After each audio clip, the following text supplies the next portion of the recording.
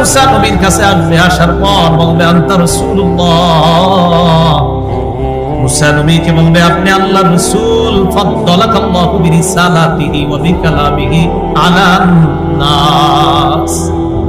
মুসা নবীকে গিয়ে বলবে মুসা আপনি আল্লাহর রাসূল, আল্লাহ আপনাকে রিসালাত আর কথা বলার মাধ্যমে দুনিয়ার মধ্যে আপনি দাঁড়িয়ে দাঁড়িয়ে পাহাড়ের উপর দাঁড়িয়ে আল্লাহর সাথে কথা বলতে পারতেন।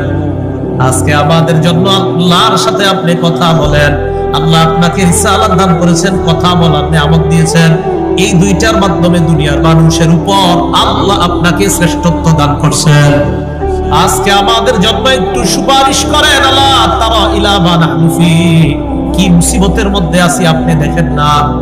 মুসা নবী জবাব দিবে কাদ কাতালতু নাফসান লাম উমার বিকাতলিহা, আমি দুনিয়ার মধ্যে একজনকে মাইরা ফেলছি, যারে মারার হুকুম আমারে করা হয় নাই। আল্লাহ বলেন ফাওয়াকাযাহু মুসা ফাকাদা আলাইহি, মুসা নবী একজনকে ঘুষি মারছে, লোকটা মরে গেছে। মারা যাওয়ার পর মুসা নবী বললেন ক্বালা রাব্বি ইন্নী যালামতু নাফসি ফাগফিরলি ফাগফারা লা, আল্লাহ আমি নিজের উপর জুলুম করছি, আমারে তুমি মাফ করে দাও। আল্লাহ কোরআনে কয় আমি আল্লাহ মুসাকে মাফ করে দিলাম। ফাগফারা লা, তিনি মুসাকে মাফ